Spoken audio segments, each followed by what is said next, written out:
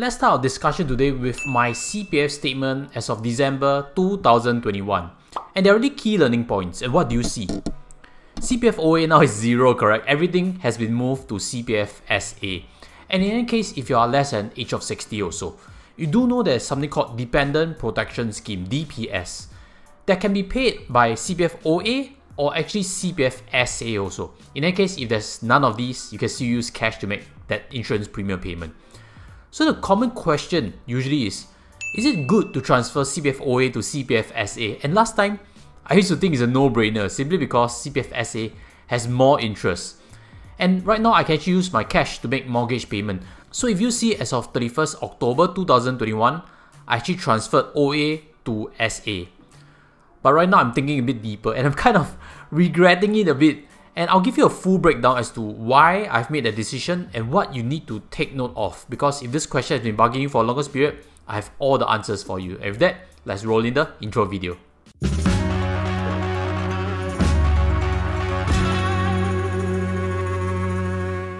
Hi guys, welcome back. Let's start with understanding some of the rules first.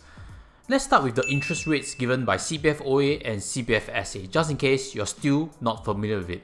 CPFOA gives you 2.5% interest and CPFSA 4% interest. And actually there's a 1% extra interest in your first 60,000 in your CPF accounts. That extra 1% is kept at the first 20,000 for CPFOA. So let me illustrate this extra 1% first. So assuming you have 60,000 in CPFSA, that's fine. You get all the extra 1% for the first 60,000. But if you have 30,000 in CPFOA and 30,000 in CPFSA, assuming none in MediSave account, you'll only get 50,000 for extra interest of 1% because the cap of 20,000 to CPFOA applies. Now the second rule to note is when you transfer from CPFSA to CPFOA, it can only be done if you haven't reached the full retirement sum, FRS. And as of 2022, FRS amount is 192,000, up from 186,000 in 2021. The third rule to note that you can actually top up your CPFSA via this method called Retirement Sum Topping Up, RSTU. And when you do so, you actually get a tax relief. And as of 2022, the tax relief is up to $8,000 voluntarily contributed. That is an increment from 2021, which is only $7,000. So take note of these three rules because we'll expand a bit more on the subject on whether you should transfer your CPFOA to CPFSA when we understand how these mechanisms come into play. Now I have three questions to help you understand whether transferring OA to SA is important for you or not. And it starts with this. How much of your CPFOA do you need for your mortgage? Now CPFOA can be used for house deduction, the mortgage part, but CPFSA cannot. And that is fundamentally a big difference because right now you may be thinking of buying a house. You need funds, not just your cash. You may need to use your CPFOA also. Or if you already have a house and you're thinking of upgrading, you might need the extra funds also.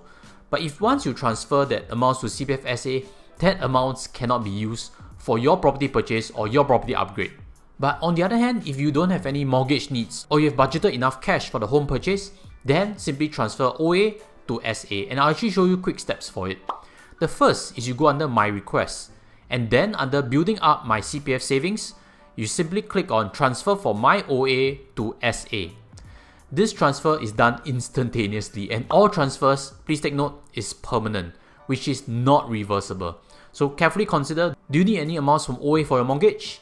If you do not need, then perhaps transferring to SA can be considered. The second question you need to ask yourself is, do you know how to invest well or not? Because if you don't know, then perhaps that 1.5% extra you get from CPF special account might be interesting to you. But let me show you, if you know how to invest well, what you can do with your CPFOA funds. To invest CPFOA, you need to have a CPF investment account, and I've actually previous videos done for it, so check out the links above.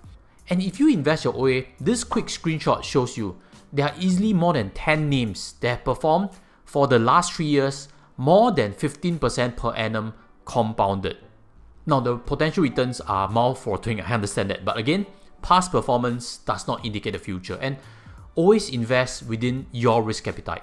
The use of showing you that screenshot just now was to illustrate that if you invest it properly, it is quite easy to deliver more than 2.5% or even 4% in the financial markets.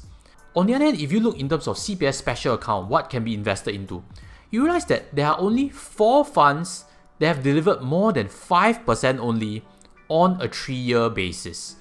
Now the top performer is Schroder Multi-Asset Revolution. And the simple reason why it's done significantly better than the rest is because it has 27% into US equities, and US equities have outperformed in the recent few years.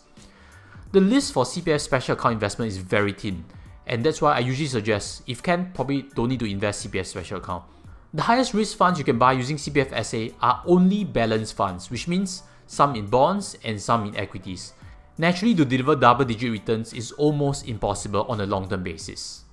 Now, before we get to the third point, which is very important, invite you to smash the like button if you have learned something from this discussion. And also smash the subscribe if you're keen to find out more on CPF topics, retirement topics, as well as investment ideas. Now, this third part is where most of my regret comes in. And I didn't realize it's probably quite important. And that is, do you want to reduce your taxes via retirement sum topping up RSTU to CPF special account?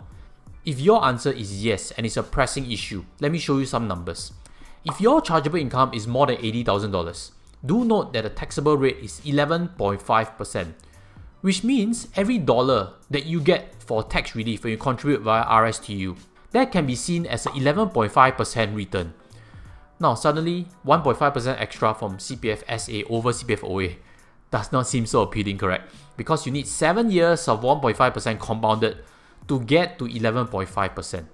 And this decision is very important because you need to know also, the window to top up to your CPF special account is that when you have less than the full retirement sum, and in 2022 the amount is $192,000, which means when you transfer your OA to SA, you're kind of eating up that quota. They can get tax relief when you choose to do RST, retirement sum topping up. And the problem is CPF special account cannot be used for almost everything, which means once you burst past that full retirement sum in your CPF special account, it's very likely for the subsequent years ahead, you would not be below that amount.